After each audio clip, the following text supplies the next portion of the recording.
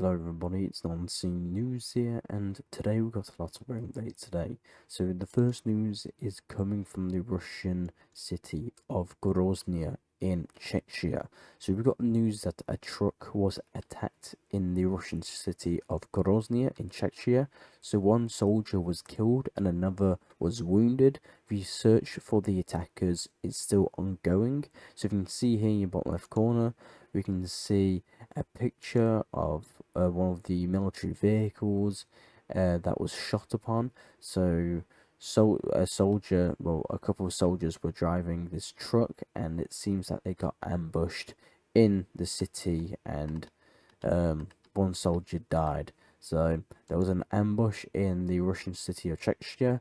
We still don't know if Ukraine was involved in it, but we'll probably get that information a little bit later. And now let's head to some Russian statements from the president of the Russian Federation, Vladimir Putin.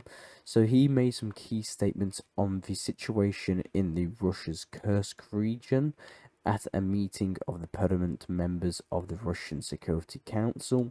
So Putin stated that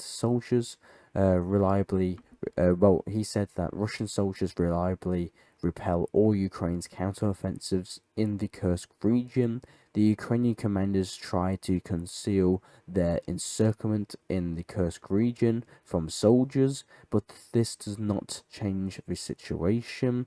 Putin says that some Ukrainian forces have surrendered in the Kursk region. The Russian military takes prisoners and guarantees life. Putin also stated that the Russian army in the Kursk region creates a ring of encirclement of Ukraine's forces and is beginning to eliminate groups of forces.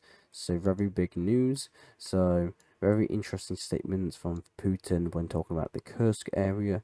We've also got news coming from Russia's permanent representative to the UN, so Nibzia.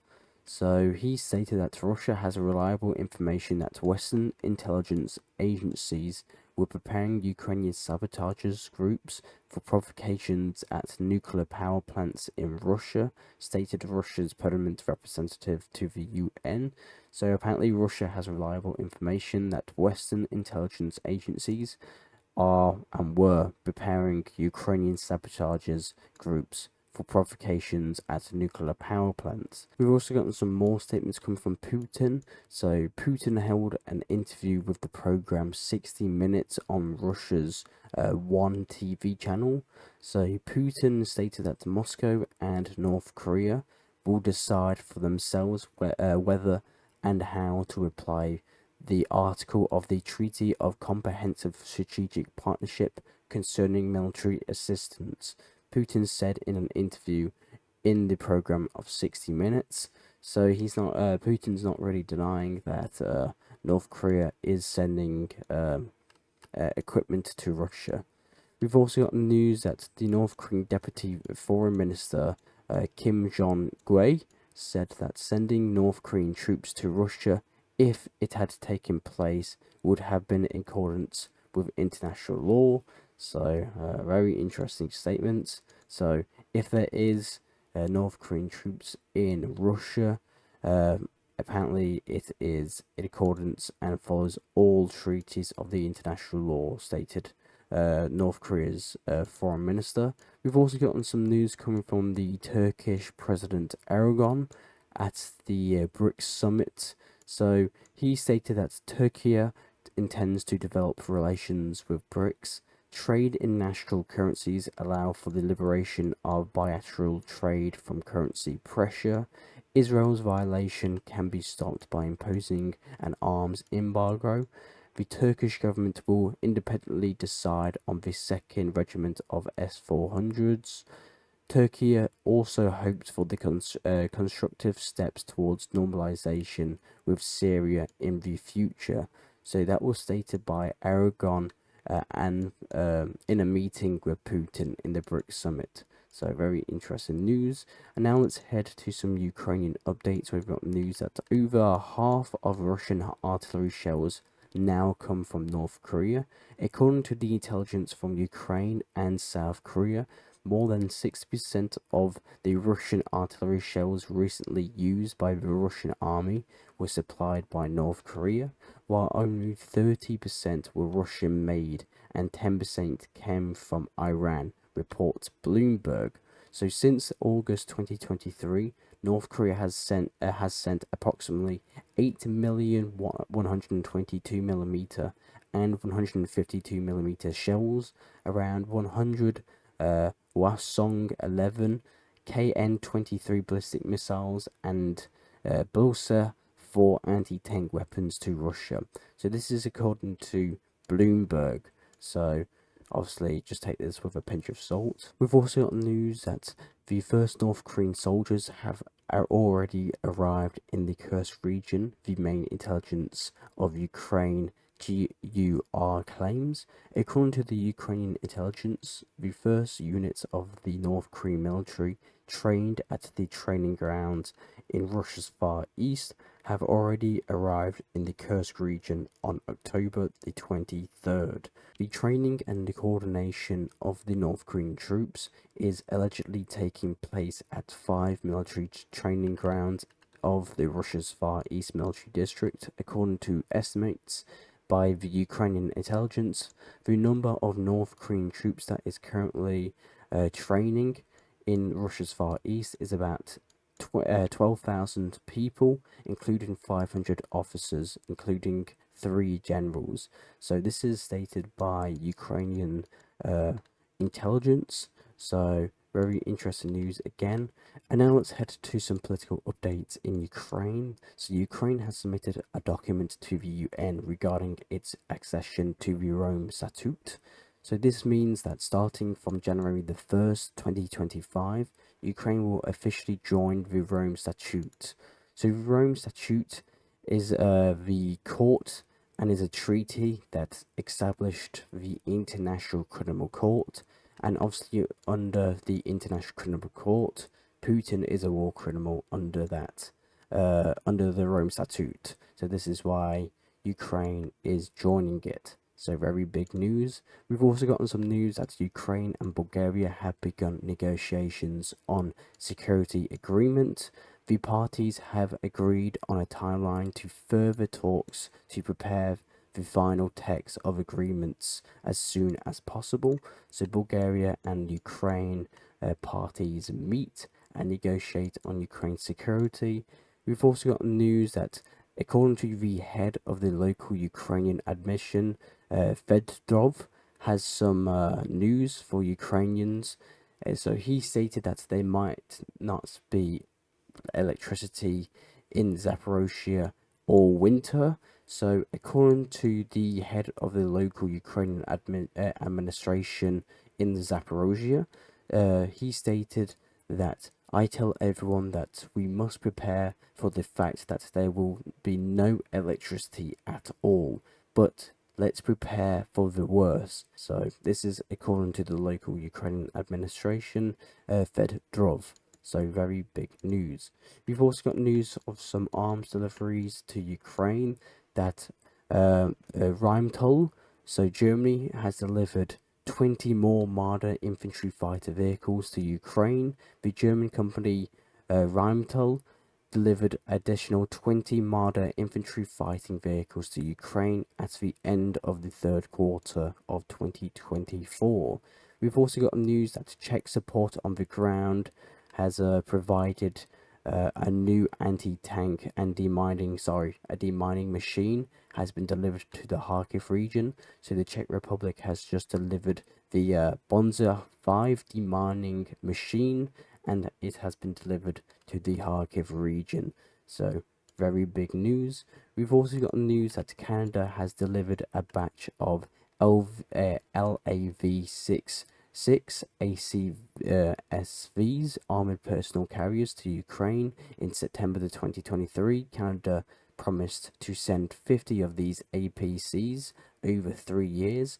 The vehicles arrived in Germany in June 2024 for training Ukrainian crews. Details on the number of vehicles delivered today are still unknown, but Canada has delivered its first batch of the LAV's 6 APCs. So very big news, and the number of these vehicles is still unknown. So it could be 5, it could be 1, it could be 10, it could be 20.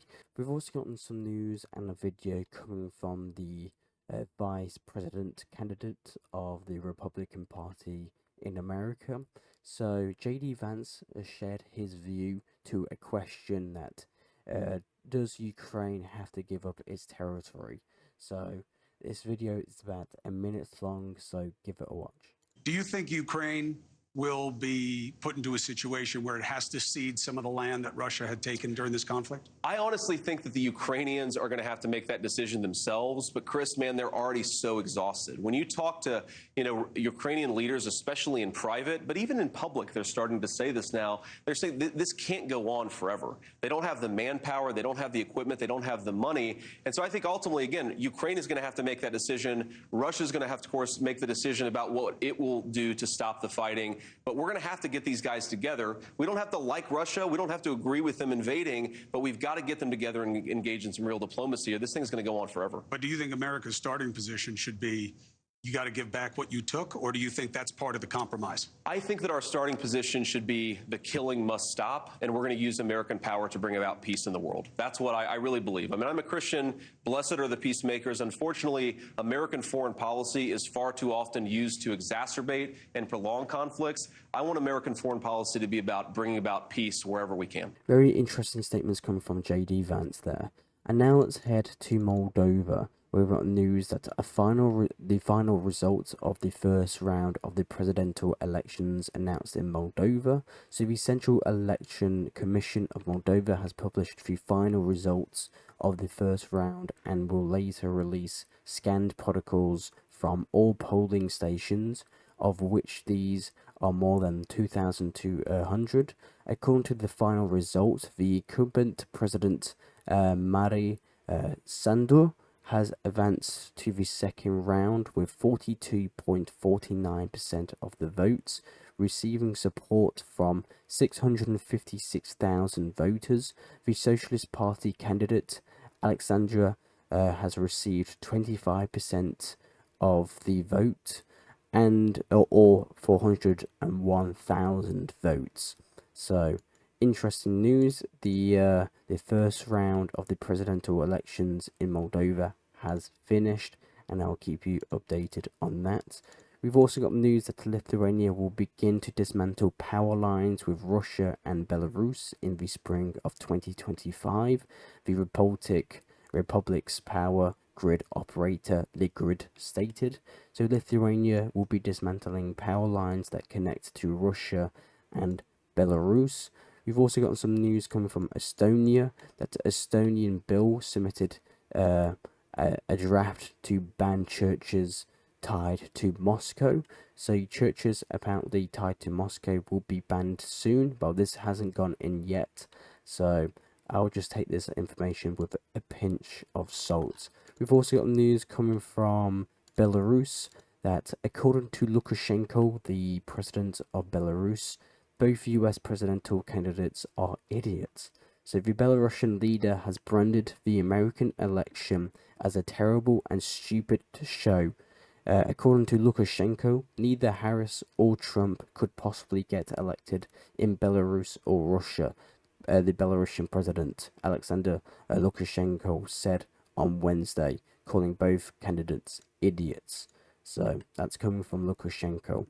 Now let's head to Poland, where we've got news that Poland will not transfer weapons purchased for its own military needs from South Korea to Ukraine, the president of Poland stated. Now let's head to Serbia, where we've got news that Serbia may be considering abandoning its prospects for EU membership in favour of joining BRICS, reported The Times.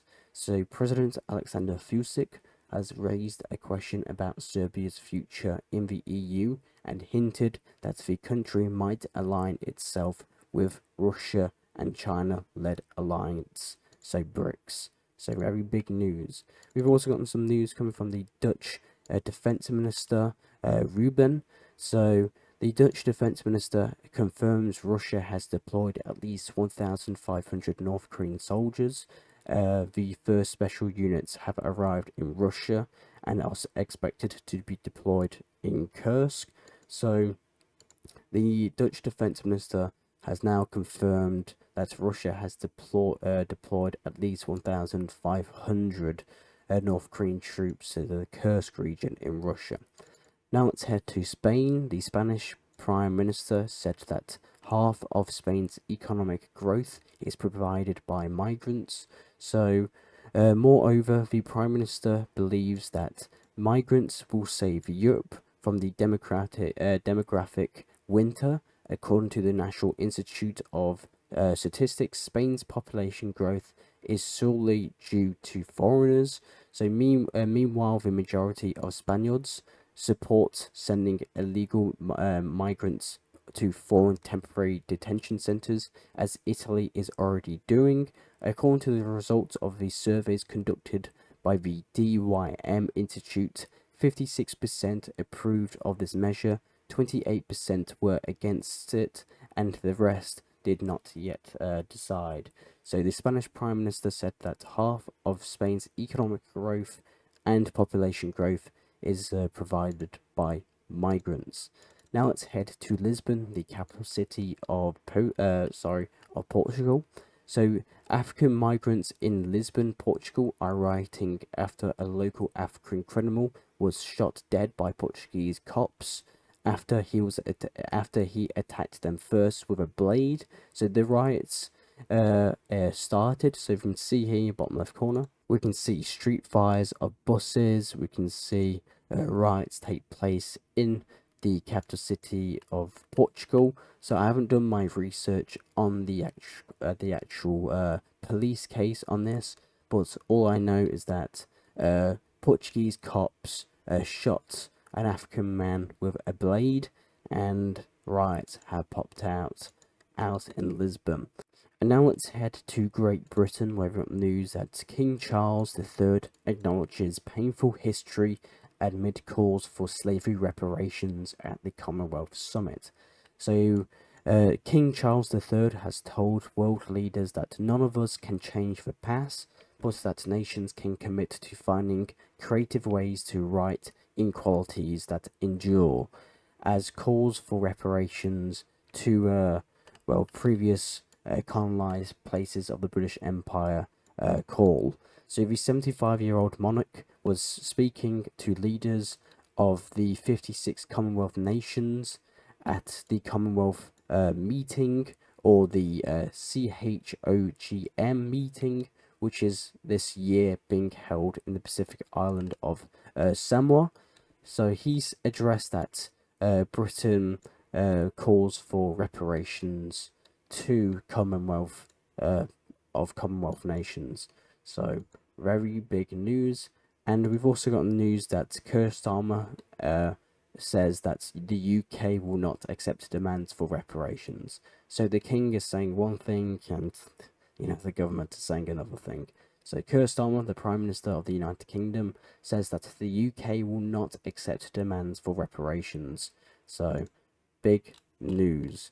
Now let's head to Turkey, where we've got news of more strikes against Syria. So Turkey has just attacked an oil refinery facilities of the Kurds in the area here in the northeastern Syria, on the border with Turkey and close to the border with Iraq, as a revenge for the attack in Ankara yesterday.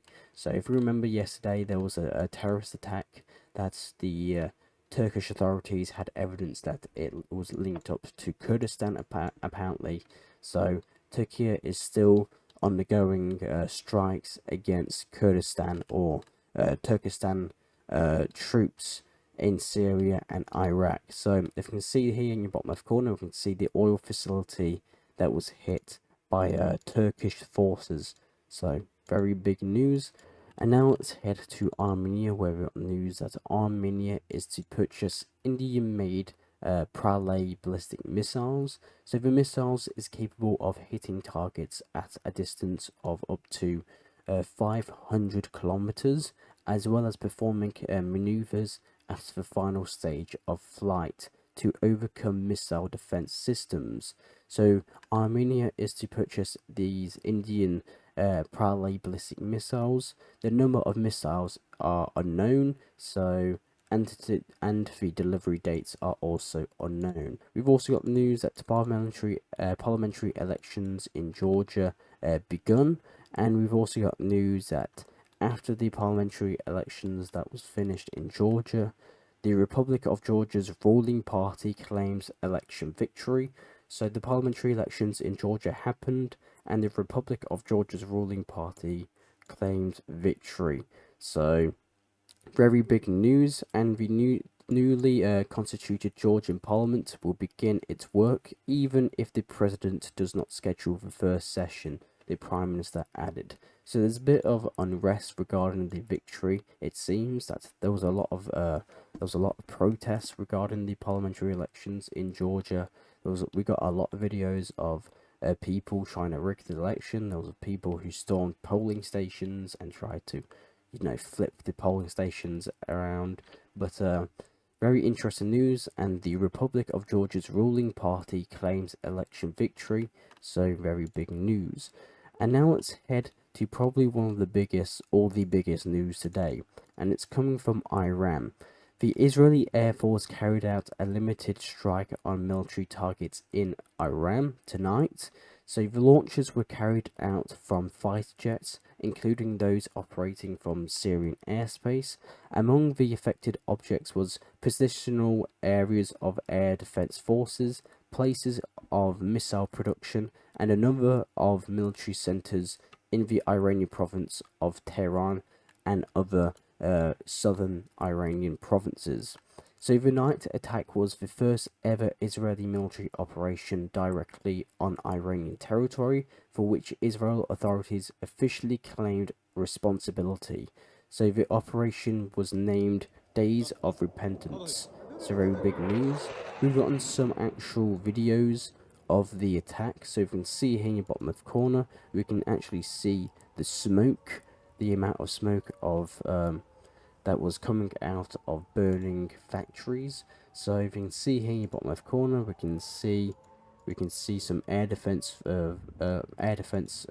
trying to shoot down the Israeli missiles. So very big news. And this is the map of the strikes on Iran. So Israel attacked certain military bases in Tehran and Kurdistan and the Ilam provinces. So these two provinces here, so I'll just mark it really quickly. So these two provinces here was attacked, and obviously the Tehran state. So about 20 missile sites, air defense installations, and drone bases were hit. 3 waves of attacks involved 100 Israeli fighter jets, according to Israeli sources, and 2 Iranian soldiers were killed in the airstrike. The Iranian army announced. So very big attack that Israel has performed on Iran, and obviously Iran has already vowed to response. It seems that escalations in the Middle East are getting worse and worse, and now with Iran vowing to respond to this Israeli attack on Iranian soil for the first time ever. So big news. Now let's head to Lebanon. We've got news that India delivers 11 tons of aid to Lebanon, with first supplies including a wide range of medical and food and medical drugs have arrived on Thursday, handed over by the ambassador. So 11 tons of aid from Lebanon, from India. So 11 tons of Indian aid has arrived in Lebanon. We've also got news that a large UNIFIL convoy reportedly is heading to southern Lebanon. So you can see here in your bottom left corner, we can see this huge UN convoy, military convoy, heading to try and keep the peace in southern Lebanon. So I'll keep you updated if and where this convoy actually goes. But according to the video, we've got news that the UN peacekeeping forces are trying to get as much forces as possible and go to southern Lebanon to try and stop the fighting. And now let's head to Gaza, where we've got news coming from Yahya Sinwar. So if you remember Yahya Sinwar, he was the head of Hamas, but he was eliminated very recently.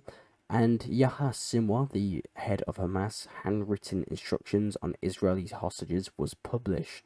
So a Palestinian newspaper, Al-Quds, published Yahya Sinwar's handwritten instructions to Hamas fighters about the Israeli hostages. So Yahya Sinwar, in a 3-paged handwritten note, listed the number of Israeli hostages by age and gender. He also listed the names of the hostages, most who are elderly. So very interesting news. He also stated that he warned the Hamas fighters about the instructions to take care of the lives of enemy prisoners and secure them by treating them as a pressure card in our hands. Now let's head to Saudi Arabia, where we've got news that Saudi Arabia is building the world's tallest skyscraper that will begin to accommodate about 20 Empire State buildings. So the Mahab, so this is what the building is named, will be constructed in the capital of Saudi Arabia by 2030. The building will be shaped of a cube, standing 400 meters tall and 370 meters wide. So very big news for skyscraper. The skyscraper is planned to house 104,000 residence units, 9,000 hotel rooms and offices and shopping centers, as well as culture and entertainment facilities. So very big project that Saudi Arabia is going to be building. And now let's head to Africa, where we've got news that Algeria, Nigeria and Uganda have just received the status of BRICS partner countries. At the BRICS summit held in Kazan, a decision was made to introduce the status of partner country of the association's BRICS.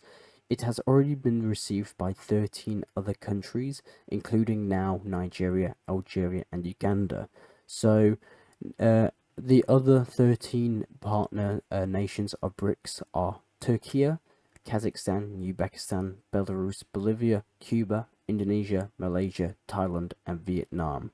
So currently in the BRICS associations, there are 3 African nations, and that is South Africa, Egypt and Ethiopia. So very interesting news. We've got some statements coming from the president of Taiwan. So the Taiwanese president stated that the island won't yield an inch of its territory. So in a speech to the military veterans who fought against Chinese forces on Friday, the Taiwanese president stated that it won't yield an inch of territory to mainland China. So big news coming from the president of Taiwan. We've also got news that are huge. Well, we talked a little bit about this on the last episode. That's a US military warehouse in Busan, South Korea has caught fire. So we've got more images and more videos of this. So we can see here in the bottom left corner, we can see this warehouse, the US warehouse in the port of Busan in South Korea, caught on fire.